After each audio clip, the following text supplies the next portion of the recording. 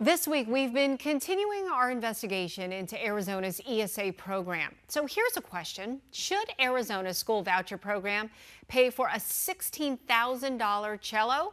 The I-Team's Craig Harris has been investigating Arizona's voucher system, and he joins us now live in studio with how there finally may be some restrictions put in place with Arizona tax dollars. Craig? Well, Arizona's Empowerment Scholarships, or ESAs, have received national notoriety last year when it was discovered that $1 million in taxpayer funds were spent on Legos.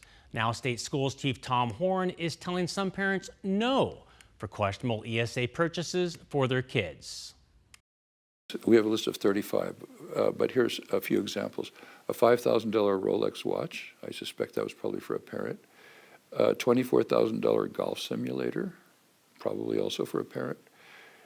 Believe it or not, a vasectomy testing kit. Tom Horn is an unapologetic supporter of Arizona's voucher system, yet he tells the I-Team that the best way to protect it and to blunt critics of the program is to stop parents from misusing tax dollars.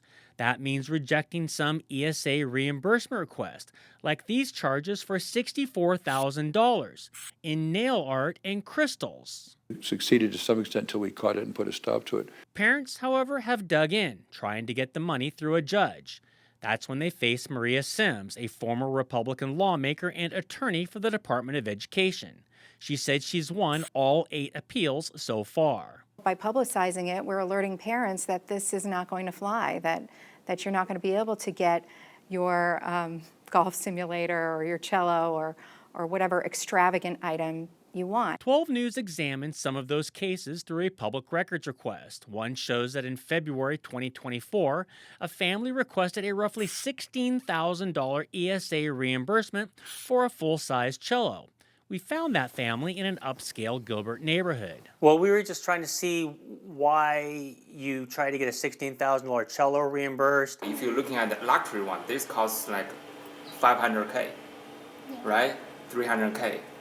Ours is $16K.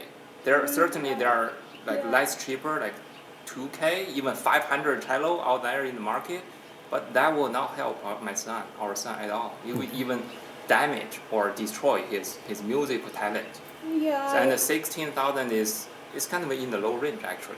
Horn said this family had already received ESA funds for a piano, a commercial kitchen aid mixer, private fitness lessons, a kayak, and Chinese calligraphy painting lessons. And they don't have any guideline beforehand. We already made the payment, and then they come back and ask us so many questions. And after getting funds for all of this, the family put their child back into a public school.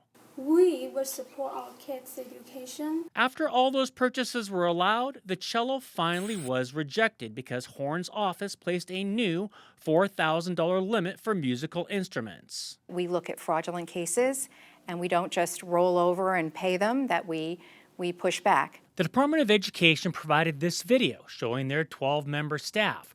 This team is responsible for reviewing about 2 million requests for reimbursement every year, accounting for hundreds of millions of dollars. So we're badly understaffed. They're working very hard. I'm very proud of our administrator. They're operating efficiently, but it's a big burden. Still, records show this team rejected $35 million in claims this school year. Governor Katie Hobbs, a Democrat and outspoken critic of vouchers, said the Republican schools chief is doing the best he can. I think you've seen the superintendent kind of just throw up his hands over the lack of ability to administer because there's not funding to do so, and the program has grown so much. We also asked the governor about the cello. It's taxpayer money. It is taxpayer money, and taxpayers deserve accountability. They deserve reasonable guardrails that ensure that these funds are being spent on education, because these are funds that are being pulled out of their local public schools. Well, Craig joins me now for the backstory. Craig, that is crazy. Some of those items, the cello, the crystals, the golf simulator. I mean, the list just seems to go on and on. Yeah, and there it's interesting because just a few months ago, Tom Horn was being criticized for letting too much go. And now that he's finally trying to rein it in, he's getting attacked by those on the far right who want no limits at all. Yeah, speaking of which, you know, we know that Kimberly Yee, she just threw her name into the hat for superintendent. What about her? What has she said about this? Well, she announced this week she's going to run against Horn because she says that there should be no limits whatsoever. Parents should be able to spend whatever they want, and they have the right to do that because they know best. Now, the curious thing is that Kimberly Yee's office also has records that would show how more of the money is being spent. She doesn't want to release it. We've asked numerous times, and she's not giving those records, which will give even a broader perspective of maybe some other curious purchases that have gotten passed. Okay.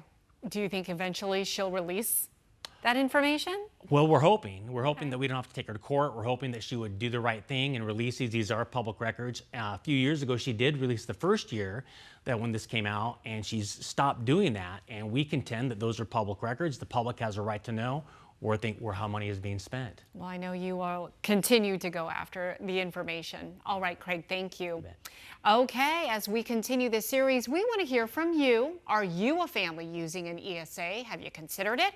Are you an educator? Text 602-444-1212 to take our survey, or go to 12news.com and click on this story. There will be a link to contact us.